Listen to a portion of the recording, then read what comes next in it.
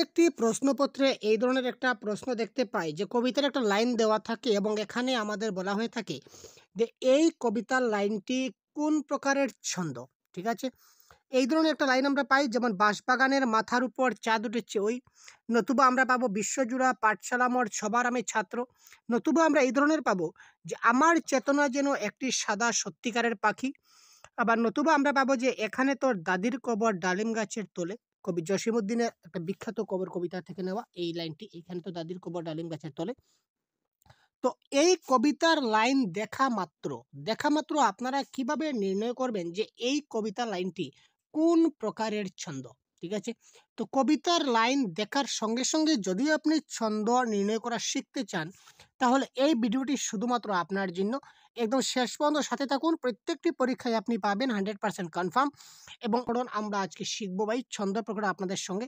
আর যদি কোনো কনফিউশন থাকে তো অবশ্যই কমেন্ট বক্সের শেষে বলবেন। আর প্রথমে ক্লাসটি আগে সম্পূর্ণটা দেখে নিন, আমি যতটুকু পারি আপনাদেরকে বুঝিয়ে দেওয়ার চেষ্টা করব। তো তার আগে ছন্দ প্রকরণ শেখার আগে আমাদের কিছু কিছু জিনিস শিখতে হবে। যেমন আমরা যদি কনসেপ্ট, আমরা শর্ট ট্রিক্সে যদি যাই, শর্ট ট্রিক্সও আমরা শিখিয়ে দেব।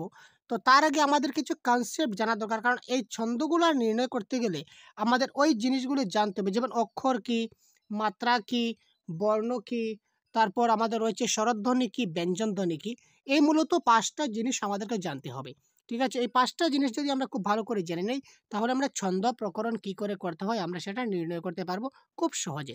তো প্রথমে আমরা জেনে নেই, চলুন অক্ষর কি। আমরা ছোটবেলায় অক্ষর সবাই শিখেছি। ঠিক আছে? যেমন ক, খ, গ, ঘ, ঙ। এই সবগুলিকে আমরা ছোটবেলায় কি বলতাম? যে ক একটা অক্ষর, খ একটা অক্ষর, গ একটা অক্ষর, ঘ একটা অক্ষর, ঙ একটা অক্ষর, বা চ আরেকটা অক্ষর। এগুলোকে আমরা সবগুলোকে কি বলতাম? এক একটা অক্ষর বলতাম। কিন্তু আজকে আমরা ছন্দের ক্লাসে একটা নতুন জিনিস জানবো, যে এগুলাকে অক্ষর বলা হয় না। ঠিক আছে? এগুলোকে কি বলা হয়? এগুলোকে বলা হয়, এইগুলা একেকটি কি বর্ণ। এই যে রয়েছে ক, খ, গ, চ, ঘ, ঙ, বা আরো অনেকগুলা রয়েছে আপনারা জানেন। এই সবগুলি একেকটি কি বর্ণ। এই সবগুলি এক একটা অক্ষর নয়। তো কথা হচ্ছে অক্ষর কি? আমাদেরকে অক্ষর কিন্তু জানতে হবে। যদি অক্ষর আমরা না জানি তাহলে কিন্তু আমরা ছন্দ নির্ণয় করতে পারবো না। ঠিক আছে? তো এবার আমরা জানবো যে অক্ষর মানে কি। দেখুন, এখানে আমরা বললাম কি বাংলা। ঠিক আছে? এখানে আমরা বললাম কি বাংলা। আমি একটু জুম করে দিচ্ছি। ঠিক আছে? তো এখানে দেখুন লেখা আছে কি বাংলা। এখানে দেখুন আমরা উচ্চারণ কতটুকু করছি। আমরা একবারে কতটুকু উচ্চারণ করছি? বাং। তারপর উচ্চারণ করছি লা। উচ্চারণের দিকে লক্ষ্য করবেন। আপনি নিজে উচ্চারণ করুন আমার সঙ্গে সঙ্গে। বাং লা। আপনি কি এভাবে বলবেন? বাং লা, এই ধরনের করবেন না। প্রথমে বাং, তারপর লা। তারপর আবার দেখুন মোবাইল। আমরা দেখুন ম বাইল আমরা একটা লিখেছি উচ্চারণের ক্ষেত্রে। আরেকটা যদি আমরা লিখি মোবা আর ইল, আপনি উচ্চারণ কোনটা করবেন? ম বাইল, আপনি এটা উচ্চারণ করবেন না আপনি করবেন মোবা ইল? মোবা ইল, আপনি মোবা ইল বলবেন না ম বাইল বলবেন? আপনি অবশ্যই বলবেন যে স্যার আমরা তো ম বাইল বলবো। ঠিক আছে? তো এই একবারে যতটুকু ধ্বনি আমরা উচ্চারণ করব, এটা হচ্ছে একটা অক্ষর। কি বললাম? একবারে আমরা যতটুকু উচ্চারণ করব এটাই হচ্ছে একটা কি অক্ষর। যেমন কি ম, ম, মটা কি একটা অক্ষর। আর বাইল, বাইলটা কি আরেকটা অক্ষর। সুতরাং মোবাইলে কয়টা অক্ষর আছে? আমাদের 2টা অক্ষর। ঠিক আছে? কনসেপ্ট ক্লিয়ার রাখবেন। তারপর দেখুন আমরা বাংলা যদি বলি, তাহলে বাংলা, বাংলা কয়টা অক্ষর? বাং আমরা একবারে উচ্চারণ করলাম, আবার লা আমরা আরেকবার উচ্চারণ করলাম। সুতরাং কি হয়ে গেল? বাংলা। ঠিক আছে? কি হয়ে গেল ভাই? বাংলা। সুতরাং এখানে কয়টা অক্ষর? 2টা অক্ষর। আমরা একটা শর্ট ট্রিক্সের মাধ্যমে আপনাদেরকে বুঝিয়ে দেওয়ার চেষ্টা করছি। যেমন আমি। ঠিক আছে? যদি বলি আমি, তো আমিতে কয়টা অক্ষর? আ মি, আ মি, আ মি। একবারে আমরা আ উচ্চারণ করছি, আরেকবার আমরা মি উচ্চারণ করছি, আ মি। সুতরাং আ আর মি এখানে 2টা কি হয়ে গেল? 2টা অক্ষর। যদি আমরা এটাকে বেঙ্গলিশে লিখি বা এসএমএস এর ভাষায় লিখি, তখন কি লিখব? আমি। তো এই ক্ষেত্রে দেখবেন এই যে আমি লিখছি, এখানে দেখুন ভাওয়েল কয়টি? আপনার ভাওয়েল কনসোনেন্ট সবাই বুঝেন। এখানে দেখুন ভাওয়েল কয়টি রয়েছে? ভাওয়েল রয়েছে 2টি। কোনটি? এ এবং আই। তো এই ক্ষেত্রে দুইটা ভাওয়েল রয়েছে, তার মানে এখানে কয়টা অক্ষর রয়েছে ভাই? এখানে কয়টা অক্ষর রয়েছে? দুইটা অক্ষর রয়েছে। আবার দেখুন তোমার, তোমারকে আমরা এইভাবে লিখতে পারি। ঠিক আছে? এখানে দেখুন ভাওয়েল কয়টা রয়েছে? একটা হচ্ছে অ, একটা হচ্ছে এ। দুইটা ভাওয়েল রয়েছে। তো যেহেতু দুইটা ভাওয়েল রয়েছে সুতরাং এখানে অক্ষর কয়টা আমরা বলবো? দুটা বলবো। ঠিক আছে? এখানে কয়টা অক্ষর রয়েছে? দুটা অক্ষর। ঠিক আছে? বুঝা গেল এতটুকু? Concept clear? কনসেপ্ট ক্লিয়ার হলে কমেন্টে লিখুন ক্লিয়ার স্যার। তারপর দেখুন অক্ষর ২ প্রকার। এই ২ প্রকার অক্ষর কিন্তু আমাদের জানতে হবে, কারণ ছন্দের ক্ষেত্রে আমরা যে মাত্রা নির্ণয় করব, এই মাত্রা আমরা নির্ণয় কিন্তু সাধারণত এই যে মুক্তাক্ষর এবং বদ্ধাক্ষর দিয়ে আমরা করব। বদ্ধাক্ষরকে আরো অন্য নামেও জানা যায়। এটা আরেকটা নাম হচ্ছে রুদ্ধাক্ষর। বদ্ধাক্ষরের আরেকটি নাম রয়েছে রুদ্ধাক্ষর। তো অক্ষর প্রধানত বা সাধারণত অক্ষর কয় প্রকার? ২ প্রকার। একটা হচ্ছে কি মুক্তাক্ষর, একটা হচ্ছে কি বদ্ধাক্ষর। এবার কথা হচ্ছে মুক্তাক্ষর, অক্ষর তো আমরা বুঝলাম। যেমন আমার, যদি বলি আমার, আমার বলতে এখানে এ, এম, এ, আর আমার। তো আমারে কয়টা অক্ষর রয়েছে? এ একটা আর এ আরেকটা। সুতরাং এখানে টোটাল আমাদের কয়টা অক্ষর হয়ে গেল? এখানে ২ টা অক্ষর হয়ে গেল। আমার। এখানে আটা মুক্তাক্ষর না আটা বদ্ধাক্ষর? এই মারটা আমাদের মুক্তাক্ষর না মারটা বদ্ধাক্ষর? এটা আমরা কি করে বুঝবো? দেখুন, উচ্চারণের ক্ষেত্রে যখন আমরা বলবো, সবগুলা কিন্তু উচ্চারণের উপর ডিপেন্ড করছে। আমার। তো আ আমার এটাকে ২ টা ভাগে ভাগ করতে পারি। একটা হচ্ছে একটা হচ্ছে কি মার। তো বলে আমরা কি করতে পারি?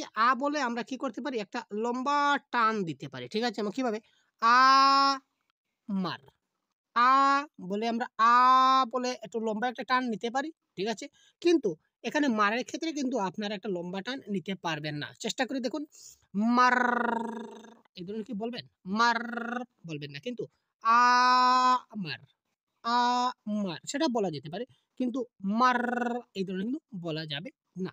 সুতরাং যে অক্ষরটা কিন্তু একটা অক্ষর। যে অক্ষরটা আমরা এইভাবে লম্বাভাবে টেনে নিয়ে যেতে পারবো সেটাই হচ্ছে কি মুক্তাক্ষর। আর যেটাকে আমরা লম্বাভাবে টেনে নিতে পারবো না, একদম শর্টে আমাদেরকে ছেড়ে দিতে হবে। এটা হচ্ছে শর্ট আর এটা হচ্ছে কি লং। তো মুক্তাক্ষর আপনারা মনে রাখবেন এটা হচ্ছে কি লং আর বদ্যাক্ষর হচ্ছে কি শর্ট। ঠিক আছে? যেমন বলে আমি একটু লম্বা টান দিলাম সেটা হচ্ছে কি মুক্তাক্ষর। আর মার বলে আমি কি করতে পারবো না? লম্বা টান দিতে পারবো না। সুতরাং সেটা হচ্ছে কি বদ্ধাক্ষর। আরেকটা উদাহরণ আমাদের সামনে রয়েছে। যেমন দেখুন প্রকার। আমরা যদি প্রকার বলি তাহলে প্র বলে একটা লম্বা টান দিতে পারি। সুতরাং সেটা হবে কি আমাদের মুক্তাক্ষর। প্রটা হচ্ছে সেটা কোন অক্ষর? প্রটা হচ্ছে মুক্তাক্ষর। আর কার বলে আমরা কি করতে পারবো না? সেটা লম্বা টান দিতে পারবো না। সেটা হবে কি আমাদের বদ্ধাক্ষর। এখানে টোটাল অক্ষর কয়টি? অক্ষর হচ্ছে ২ টি। আর এখানে অ এবং এ রয়েছে। সুতরাং আগে বলেছিলাম ২ টা ভাওয়েল থাকলে কয়টা হবে আমাদের?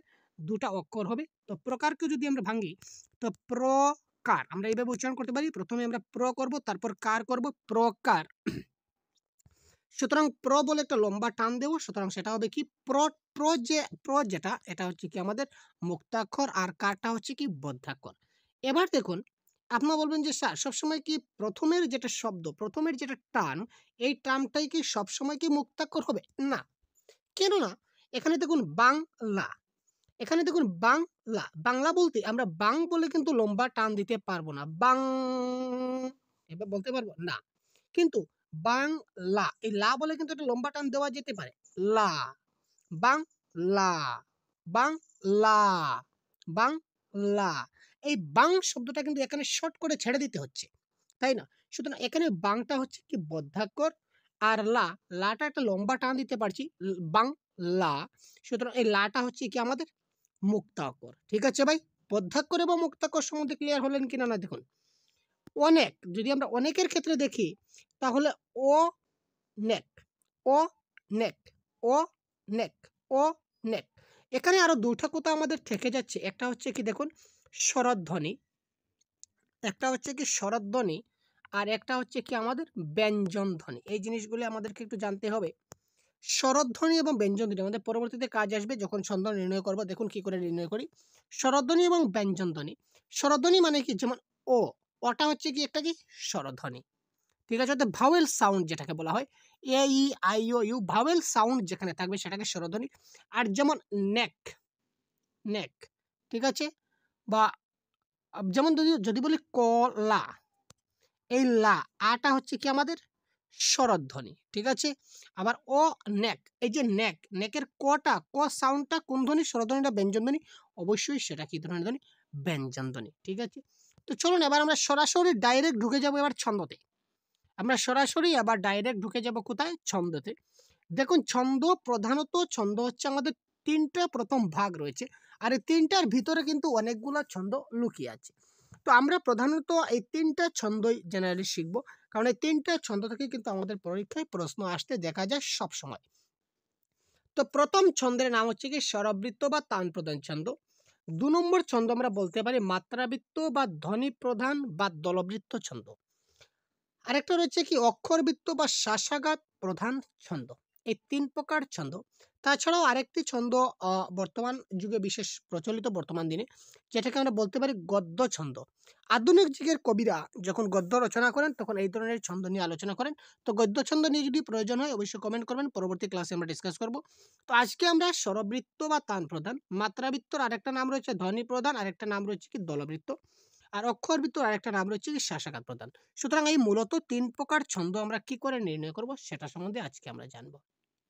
তো দেখুন প্রথমেই আপনারা দেখুন স্বরবৃত্ত বা তান প্রধান ছন্দ। খুব সহজ ছন্দ, সবচেয়ে যেটা খুব ইজিলি বের করা যায়। এই ৩টা ছন্দের মধ্যে খুব সহজ, খুব ইজিলি। যেমন দেখুন এখানে মূল পর্ব ৪ মাত্রার হবে। মূল যেটা পর্ব থাকবে, মূল পর্ব কি সেটা আমি বলবো। মূল পর্ব এবং খণ্ড পর্ব যাকে বলা হয়, বা অপূর্ণ মাত্রা বা অপূর্ণ পর্ব। একটা হচ্ছে পূর্ণ পর্ব, পূর্ণ, আর একটা হচ্ছে কি অপূর্ণ। তো পূর্ণ কি অপূর্ণ কি আমরা বলবো ডিসকাশন, দেখবেন। তো মূল পর্ব ৪ মাত্রার হবে। এখানে দেখুন কি বলেছে, মাত্রার ক্ষেত্রে কোনো সমস্যা নাই। কেন সমস্যা নাই? যতটা অক্ষর ততটা মাত্রা। কি হচ্ছে? যতটা অক্ষর হবে ততটা মাত্রা হবে। যেমন একটা লাইন আমরা দিয়েছি দেখুন, বাঁশবাগানের মাথার উপর চাঁদ উঠেছে ওই, ঠিক আছে। বাঁশবাগানের মাথার উপর চাঁদ উঠেছে ওই, ওটাকে আমরা এসএমএস এর ভাষায় লিখছি বাঁশবাগানের। এখানে দেখুন বাঁশ, এই বাঁশে আমাদের কয়টা অক্ষর রয়েছে? একটা অক্ষর, ঠিক আছে। বাগানের, এই দেখুন এখানে একটা এ আর একটা এ আর একটা ই, কয়টা ভাওয়েল পেলাম? ৩টা ভাওয়েল। সুতরাং এখানে আমাদের অক্ষর কয়টা? অক্ষর রয়েছে কি ৩টা অক্ষর, ঠিক আছে। এবার দেখুন মাথার, যদি মাথার বলি, এখানে মাথার শব্দটি MATHAR মাথার, তো এখানে ২টা এ রয়েছে, সুতরাং এখানে সেটা কয় মাত্রার? ২ মাত্রার। উপর, উপর যদি বলি এখানে ইউ কিন্তু একটা ভাওয়েল আর এ কিন্তু আরেকটা ভাওয়েল। তো ২টা ভাওয়েলে আমাদের ২টা মাত্রা, ঠিক আছে। যতটা অক্ষর ততটা মাত্রা। তো উপর আপনারা এইভাবে ইংলিশে বাংলিশে না লিখলেও আপনারা এইভাবেও নির্ণয় করতে পারেন। যেমন মা থার, মা থার, উপর, উপর। দেখুন ২টা মাত্রা। মানে আমি যখন বলছি তারপর পর, ঠিক আছে? উচ্চারণের সাউন্ড পর আসছে, সুতরাং সেখানে ২ মাত্রা। মা থার, মা একবার আসছে, থার একবার আসছে, সুতরাং এখানে কয় মাত্রা হলো? ২ মাত্রা। চাঁদ, চাঁদে কয় মাত্রা? চাঁদ আমরা একবারে উচ্চারণ করছি কি চাঁদ, সুতরাং এখানে কি ১ মাত্রা, ১ মাত্রা। উঠেছে, উঠেছে আমরা ৩ বার উচ্চারণ করছি, উঠেছে। এখানে দেখুন ইউ, ই, ই। এখানে দেখুন ৩টা আমাদের ভাওয়েল আছে, সুতরাং এখানে কি হবে? ৩টা আমাদের কি হবে? এখানে ৩ মাত্রার হবে ওই। ওই এখানে এখানে ২টা ভাওয়েল আছে ওই, ওই, ওই এখানে সেটা ২ মাত্রার হবে, ২টা ভাওয়েল আছে। এখানে দেখুন বাঁশবাগানের, বাঁশ কবিতার লাইনটা যদি ভেঙে, ভেঙে বলি, বাঁশবাগানের, তো বাঁশবাগানের এখানে একটা টান দিলাম, মাথার উপর আরেকটা টান দিলাম, চাঁদ উঠেছে আরেকটা টান দিলাম। এখানে এই বাঁশবাগানের এখানে কতটা মাত্রা হলো? ৪ মাত্রা। মাথার উপর কয় মাত্রা হলো? ৪ মাত্রা। চাঁদ উঠেছে কয় মাত্রা হলো? ৩ আর একে ৪ মাত্রা। আর এটা হচ্ছে কি আমি যেটা বলেছিলাম, এই যে ৪টা হচ্ছে কি পূর্ণ পর্ব, মূল পর্ব, ঠিক আছে। মূল পর্ব কয় মাত্রার বলেছিল আমাদের স্বরবৃত্ত ছন্দে? ৪ মাত্রার বলেছিল। এখানে দেখুন ৪ মাত্রা হলো কিনা না? ৪, ৪, ৪। এই তিনটা কিন্তু আমাদের ৪ মাত্রার হলো, ঠিক আছে। আর এটা হচ্ছে কি অপূর্ণ পর্ব বা খণ্ড পর্ব। এটা ১ মাত্রার হতে পারে, ২ মাত্রার হতে পারে, ৩ মাত্রার হতে পারে, সেটা কোনো ব্যাপার নেই। বা ৪ মাত্রারও হয়তো, ৪ মাত্রা হলে সেটা পূর্ণ মাত্রা হয়ে যাবে, কোনো সমস্যা নেই। কিন্তু এটা যতই হোক কোনো সমস্যা নেই, কিন্তু এই মূল পর্বটা ৪ মাত্রার হতে হবে, ঠিক আছে। তো এই বাঁশবাগানের মাথার উপর চাঁদ উঠেছে, এই কবিতার লাইনটা আমরা কোন ছন্দ নির্ণয় করলাম? স্বরবৃত্ত ছন্দ। মাত্রা দিয়ে নির্ণয় করলাম, ঠিক আছে ভাই? মাত্রা দিয়ে নির্ণয় করলাম, বোঝা গেল? এবার দেখুন পরবর্তীতে আরেকটা উদাহরণ আমরা দেখে নিই। বিশ্বজুড়া পাঠশালা মোর সবার আমি ছাত্র। তো বিশ্বজুড়া, বিশ্বজুড়া এখানে কয়টা ভাওয়াল আছে দেখুন, আই, এ, ও, এ। এখানে দেখুন চারটা ভাওয়াল, একটা হচ্ছে আই, একটা হচ্ছে এ, একটা হচ্ছে ও, একটা হচ্ছে এ। কয়টা ভাওয়াল? চারটা ভাওয়াল। পাঠশালা, পাঠশালাতে কয়টা রয়েছে? পাঠশালাতে এ, এ, এ কয়টা রয়েছে? এ তিনটা। মর, মরে কয়টা রয়েছে? ও একটা ভাওয়াল, সুতরাং এখানে এক রয়েছে। সবার, তো সবার, সবার এখানে কয়টা ভাওয়াল আছে? দুটা ভাওয়াল, মানে দুই মাত্রা। আমি, আমিতে কয় মাত্রা? দুই মাত্রা। ছাত্র, ছাত্রতে কয় মাত্রা? দুই মাত্রা, কারণ দুইটা ভাওয়াল।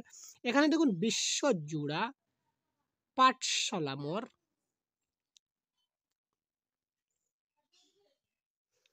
পাঠশালা মোর সবার আমি ছাত্র।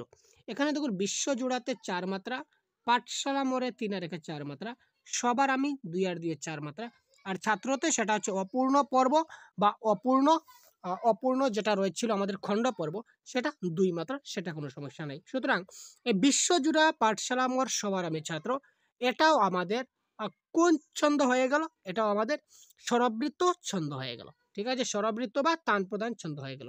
তো এবার চলুন, এবার আমরা দেখব, এবার আমরা শিখবো কোনটি? মাত্রাবৃত্ত বা ধ্বনি প্রদান বা দলবৃত্ত ছন্দ। ঠিক আছে, স্বরবৃত্ত ছন্দ ক্লিয়ার হয়েছে? এটা খুব সহজ ভাই, কোনো সমস্যা নেই, আপনারা একটু প্র্যাকটিস করলে করতে পারবেন। তো প্র্যাকটিসের জন্য আমরা আমাদের ইউটিউব চ্যানেলে দিয়ে দেবো আপনাদের পিডিএফ ফাইল, আপনারা সেখান থেকে ডাউনলোড করতে পারবেন। কোথায় পাবেন? আমাদের চ্যানেলে পাবেন। ঠিক আছে, আমি দিয়ে দেবো। তো তারপর দেখুন মাত্রাবৃত্ত বা ধ্বনি প্রদান বা দলবৃত্ত। এখানে মূল পর্ব চার মাত্রার হতে পারে, পাঁচ মাত্রার হতে পারে, ছয় মাত্রার হতে পারে, আবার সাত মাত্রারও হতে পারে। মাত্রাবৃত্ত বা ধ্বনি প্রদান ছন্দের যে মাত্রা নির্ণয়ের পদ্ধতি একটু পরিবর্তন আছে। কি পরিবর্তন আমি বলবো। এখানে দেখুন মাত্রাবৃত্ত ছন্দে আগে আমরা জেনে নিই মূল পর্ব কত মাত্রার হতে হবে। চার মাত্রা, পাঁচ মাত্রা, ছয় মাত্রা, নতুবা সাত মাত্রা। এখানে আগে যে আমরা শিখেছিলাম মুক্তাক্ষর এবং বদ্ধাক্ষর। ঠিক আছে, তো মুক্তাক্ষর বদ্ধাক্ষর কি আপনারা জানেন? এখানে দেখুন মুক্তাক্ষর বদ্ধাক্ষর কিন্তু আমাদের কাজে আসছে। মুক্তাক্ষর যদি থাকে তাহলে সেটা এক মাত্রা ধরবো। মুক্তাক্ষর থাকলে কয় মাত্রা ধরবো? এক মাত্রা। আর বদ্ধাক্ষর বা ব্যঞ্জনধ্বনি বা শব্দের শেষে যদি কোথাও অন্তস্থ অ থাকে তখন সেটাকে আমরা দুই মাত্রা ধরবো। মুক্তাক্ষর হলে এক মাত্রা, বদ্ধাক্ষর হলে দুই মাত্রা। আপাতত এতটুকু মনে রাখবেন। ঠিক আছে, দেখুন এইখানে তোর দাদির কবর ডালিম গাছের তলে, জসিমউদ্দিনের একটা বিখ্যাত লাইন, যেটা কবর কবিতা আমরা পেয়েছিলাম। এইখানে তোর, তো এইখানে, এইখানে যদি আমরা এইখানে বলি, তো এইখানে এই সবগুলো কিন্তু মুক্তাক্ষর। এইখানে, এইখানে, এখানে আমাদের কয়টা মাত্রা? আই, এ, ই কয়টা মাত্রা হয়ে গেল ভাই? তিন মাত্রা। ঠিক আছে, তিন মাত্রা, এবং সবগুলি কিন্তু আমাদের মুক্তাক্ষর, কারণ সবগুলো কিন্তু ভাওয়েল সাউন্ড। এই খা, খা বলতে আ আসছে, নে, নে বলতে এ আসছে, মানে ভাওয়েল সাউন্ড। তো সবগুলো ভাওয়েল সাউন্ড মানে কি স্বরধ্বনিতে বা মুক্তাক্ষরে কত মাত্রা হবে? এক মাত্রা। তো এখানে তিনটা অক্ষর, তো তিনটা অক্ষরে কত মাত্রা? তিন মাত্রা। এখানে তর, তর যদি বলি তাহলে এখানে দেখুন তর মাত্রা, তরে হচ্ছে আমাদের কি দুইটা অক্ষর, আমি জিনিসটা বুঝিয়ে দিচ্ছি। তর, তরে কয়টা অক্ষর ভাই? দুইটা অক্ষর। কি কি? একটা হচ্ছে ত, একটা হচ্ছে র, তর। তো এখানে তরে এক মাত্রা, তো ত, ত যখন বলবো তখন সেখানে সাউন্ড কি আসছে? ভাওয়েল সাউন্ড বা স্বরধ্বনি। এখানে কত মাত্রার হবে? এক মাত্রার। আর যদি র বলি তর, তর, তো র বললে কি আমার ভাওয়েল সাউন্ড আসছে? না, সেখানে কনসোনেন্ট সাউন্ড আসছে, বা এখানে কনসোনেন্ট সাউন্ড, বা এটাকে আমরা তর, এখানে র, তর, তর, তর, ত বলে আমরা টান দিতে পারি, লম্বা শ্বাস নিতে পারি, সুতরাং এটা মুক্তাক্ষর। কিন্তু র বলে আমরা কিন্তু লম্বা শ্বাস নিতে পারি না, সেটা হচ্ছে কি বদ্ধাক্ষর। তো এই বদ্ধাক্ষরের ক্ষেত্রে কত মাত্রার হবে? দুই মাত্রার। তো তরে কত মাত্রা? তরে হচ্ছে আমাদের কি দুই মাত্রা। ঠিক আছে, তরে, তরের মধ্যে যে র আছে, র এর ক্ষেত্রে কয় মাত্রা? দুই মাত্রা। আর তো, তো যেটা সেটা মুক্তাক্ষরের একটা মাত্রা, সুতরাং এখানে হবে কি এক মাত্রা। ঠিক আছে, সেম টু সেম দেখুন দা দির, যদি দা বলি তাহলে দা দির, দা দির, তো দাদির ক্ষেত্রে দায়ের ক্ষেত্রে কয় মাত্রা? এক মাত্রা। আর দির, দির ক্ষেত্রে কয় মাত্রা? দুই মাত্রা। কারণ কি এখানে দির যেটা রয়েছে আমাদের, দিরটা হচ্ছে কি বদ্ধাক্ষর। ঠিক আছে, ধীর, ধীর বলে আমরা লম্বা টান দিতে পারবো না, সুতরাং এটা হবে কি বদ্ধাক্ষর। বদ্ধাক্ষরের কয় মাত্রা? দুই মাত্রা।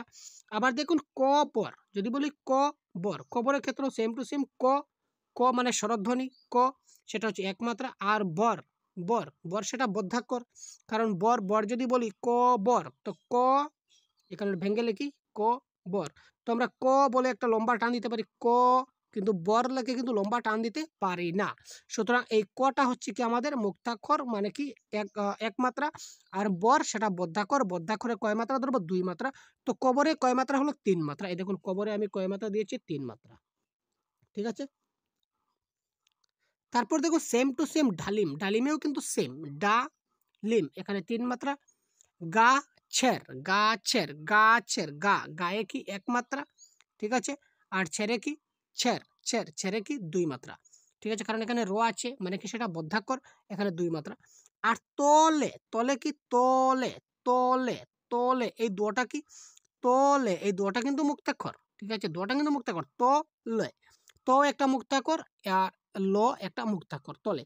সুতরাং এই দুইটা মুক্তাক্ষরের ক্ষেত্রে 2 অক্ষর, সুতরাং 2 মাত্রা, ঠিক আছে। তো এবারে আমরা মাত্রা কাউন্ট করে নেই, কি হলো সবগুলো আমরা কাউন্ট করব। এখানে দেখুন এইখানে তোর, এইখানে তোর আমরা টান দিলাম। তারপরে দেখুন দাদির কবর, এখানে দিলাম দাদির কবর। ডালিম গাছের, এখানে টান দিলাম, এখানে তলে। তো এইখানে তোর কত মাত্রা হলো 3 আর 3 6 মাত্রা। দাদির কবরে কয় মাত্রা হলো, এখানে 3 আর 3 6 মাত্রা। ডালিম গাছের, তো ডালিম গাছের কয় মাত্রা হলো 3 আর 3 6 মাত্রা। তো এখানে দেখুন টোটাল কত মাত্রা হলো, এখানে হচ্ছে 6 মাত্রা, এখানে 6 মাত্রা, এখানে 6 মাত্রা, আর এটা হচ্ছে কি আমাদের কি মানে অপূর্ণ, ঠিক আছে, অপূর্ণ পড়ব। সম্পূর্ণ পড়ব যদি 6 মাত্রার হয় তখন সেটা আমরা আগে বলেছিলাম যে 4 5 6 7 যে কোনো হতে পারে, তখন সেটা মাত্রাবৃত্ত বা ধ্বনি প্রধান ছন্দ আমরা হব বলতে পারবো, ঠিক আছে। তো এই বাক্যটা আমরা দেখতে পারলাম যে এখানে প্রত্যেকটি 6 মাত্রা রয়েছে, সুতরাং এটা আমাদের মাত্রাবৃত্ত বা ধ্বনি প্রধান বা দলবৃত্ত ছন্দ, ঠিক আছে। তো চলুন এবার আমরা দেখে নিই অক্ষরবৃত্ত বা শ্বাসাঘাত প্রধান ছন্দ কি। তো শ্বাসাঘাত প্রধান ছন্দে আমাদের মাত্রা থাকবে 8-এর উপরে, মাত্রা থাকবে 8-এর উপরে, মাত্রা থাকবে সেটা 14 মাত্রার হতে পারে, আবার কোনো কোনো ক্ষেত্রে আমরা দেখতে পাচ্ছি 18 মাত্রা পর্যন্ত হয়। তো সাধারণত সেটা 8 থেকে 14 মাত্রার হয়ে থাকে, 8 থেকে 14 মাত্রার, এবং কোনো কোনো ক্ষেত্রে, সব ক্ষেত্রে নয়, কোনো কোনো ক্ষেত্রে সেটা 18 মাত্রারও দেখা যায়। তারপর দেখুন এই ক্ষেত্রে আমরা মাত্রা যেটা চিহ্নিত করব, মাত্রা চিহ্নিত যেটা আমাদের রয়েছে স্বরধ্বনি যেটা রয়েছে, আমরা স্বরধ্বনি ব্যঞ্জনধ্বনি আপনাদেরকে বুঝিয়ে দিয়েছিলাম। স্বরধ্বনির ক্ষেত্রে এখানে 1 মাত্রা আমরা প্লাস করব, মানে মাত্রা 1 ধরব। আর ব্যঞ্জনধ্বনি হলো 1 মাত্রা ধরব, কিন্তু শব্দের শেষে যদি ব্যঞ্জনধ্বনি থাকে, এখানে একটু কনফিউশন রয়েছে, দেখে নেবেন। আমরা স্বরধ্বনি হলো 1 মাত্রা, ব্যঞ্জনধ্বনি হলো 1 মাত্রা, কিন্তু ব্যঞ্জন ধ্বনিটা যদি শব্দের শেষে থাকে তখন সেটাকে আমরা 2 মাত্রা হিসাবে ধরব, ঠিক আছে। ব্যঞ্জন ধ্বনি যদি শব্দের শেষে থাকে তখন আমরা 2 মাত্রা ধরব। যেমন একটা উদাহরণ আপনাদের সম্মুখে আমি নিয়ে নিলাম, এতক্ষণে অরিন্দম কহিলা বিষাদ। এখানে দেখুন এতক্ষণে, এতক্ষণে এখানে কয়টা ভাওয়েল রয়েছে, এক, ই একটা, ও একটা, ও আর একটা, ই আর একটা, টোটাল কয়টা 4টা ভাওয়েল, এবং 4টা কি স্বরধ্বনি ভাওয়েল, ঠিক আছে ভাই, ভাওয়েল লাস্টে, ভাওয়েল লাস্টে ই রয়েছে মানে ভাওয়েল সাউন্ড, সুতরাং সবগুলি স্বরধ্বনি। তো স্বরধ্বনি যদি হয় মাত্রা কয়টা 4টা, ঠিক আছে, অক্ষর কয়টা এখানে 4টা অক্ষর। তো 4টা অক্ষরে আমরা এখানে কি বুঝতে পারলাম, 4টা অক্ষরে এখানে কি 4 মাত্রা, ঠিক আছে, 4টা অক্ষরে কত মাত্রা হলো 4 মাত্রা। অরিন্দম, এখানে দেখুন অরিন্দম, অরিন্দমের এ 1 মাত্রা, আই এর 1 মাত্রা, আর এখানে ও দম, দমে কিন্তু এখানে একটা অক্ষর, ঠিক আছে, দমে একটা অক্ষর, কিন্তু এখানে মাত্রা 2 দেওয়া আছে। কেন 2? কারণ আগে বলেছিলাম ব্যঞ্জন ধ্বনি যদি শব্দের শেষে হয় তখন 2 মাত্রা, যেমন দম, দম যখন বলবো অরিন্দম, অরিন্দম, অরিন্দম, দম যখন বলবো, তো দম কিন্তু একটা অক্ষর, ঠিক আছে, দম, দম একটা অক্ষর, কিন্তু এই যে মটা কিন্তু কোন ধ্বনি, মটা হচ্ছে ব্যঞ্জন ধ্বনি। তো ব্যঞ্জন ধ্বনি যদি শব্দের শেষে থাকে তখন সেটা কত মাত্রার হবে, 2 মাত্রার, ঠিক আছে। এবার দেখুন কহিলা বিষাদে, কহিলা এখানে কয়টা রয়েছে, 1 2 3, কহিলা কত মাত্রা হলো, 3 মাত্রার। বিষাদে এখানে কয় মাত্রা রয়েছে, 1 2 3। এবার বলবেন এখানে লাস্টেরটা 2 মাত্রা হলো না কেন, কারণ লাস্টেরটা স্বরধ্বনি রয়েছে, বিষাদে, দে, যখন দে বলবো তখন ধ্বনিটা আমরা কি উচ্চারণ হবে, দে এ উচ্চারণ, তো এটা কি আমাদের স্বরধ্বনি, এটা ব্যঞ্জন ধ্বনি নয়, সুতরাং এখানে 1 মাত্রার হবে। সুতরাং এটাও কি 4 মাত্রা, টোটাল কত মাত্রা হলো দেখুন, 4 5 6 7 8 9 10 11 12 13 14, টোটালটা হচ্ছে 14 মাত্রার। তো 8 থেকে 14 মাত্রা পর্যন্ত বা 18 মাত্রা পর্যন্ত, আর যদি হয় সেটা হবে কোন প্রকারের ছন্দ, অক্ষরবৃত্ত বা শ্বাসাঘাত প্রধান ছন্দ। তারপর আরেকটা উদাহরণ দেখি আমরা অক্ষরবৃত্ত ছন্দের। আমার চেতনা যেন একটি সাদা সত্যিকারের পাখি, আমার, তো আমার, তো এটা কয় মাত্রার? এক মাত্রার। মারটা হচ্ছে একটা অক্ষর। মার যেটা রয়েছে এটা একটা অক্ষর। তো একটা অক্ষরে আমরা কত মাত্রা ধরে নিতে পারবো? এক মাত্রা। এক মাত্রা, কিন্তু এখানে মারের যেটা আর রয়েছে মার যখন বলবো মার, তো মার যখন বলবো এই যে লাস্টের যেটা সাউন্ড মার, এই যে সাউন্ডটা, এটা কিন্তু আমাদের ব্যঞ্জন ধ্বনি। তো ব্যঞ্জন ধ্বনির ক্ষেত্রে আমাদের কত মাত্রা হবে? 2 মাত্রা। তারপর হচ্ছে চেতনা, এখানে দেখুন চেতনা, এখানে ই একটা রয়েছে, ও আর একটা রয়েছে, এ আর একটা রয়েছে, সুতরাং এটা কত মাত্রা হলো? 3 মাত্রার। যেন, এটা 2 মাত্রার, ঠিক আছে, একটির ক্ষেত্রে এখানে 1 1 2। সাদা, এখানে 1 1, মানে ভাওয়েল বুঝতে পারছেন তো, 1 2টা, তার মানে কি এখানে এক মাত্রা 2টা।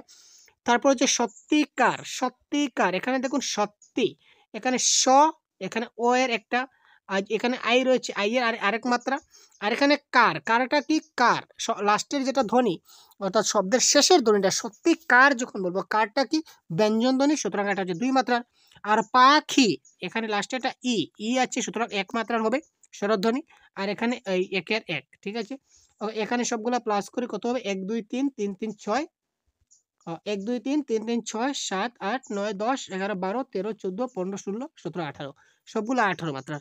তো 18 মাত্রার যখন হবে তখন সেটা আমাদের কোন ছন্দের মধ্যে পড়ছে সেটা অক্ষরবৃত্ত বা শাসাঘাত প্রধান ছন্দ আপনারা বলতে পারবেন। তো দেখুন, আমরা এইভাবে যদি আমরা শিখি তাহলে আশা করি আপনারা বুঝতে পারছেন। তো ছন্দ প্রকরণের যদি আপনারা শর্ট ট্রিক্স এর মাধ্যমে যদি আপনারা ছন্দ প্রকরণ ব্যবহার করতে পারেন, তাহলে আপনারা পরীক্ষায় ভালো একটা নম্বর পেতে পারবেন। তো ভিডিওটি কেমন লাগলো কমেন্টের মাধ্যমে অবশ্যই জানাতে ভুলবেন না। আর আমাদের ক্লাস যদি ভালো লাগে থাকে অবশ্যই চ্যানেলকে সাবস্ক্রাইব করবেন, কারণ প্রতিনিয়ত আমরা এই ধরনের ইউনিক জিনিস আপনাদের দিয়ে থাকি। সুতরাং ভালো থাকবেন, সুস্থ থাকবেন। পরবর্তীতে কোন টপিকে ক্লাস চাই অবশ্যই আমাদের জানাতে ভুলবেন না কমেন্ট বক্সের মাধ্যমে। ধন্যবাদ।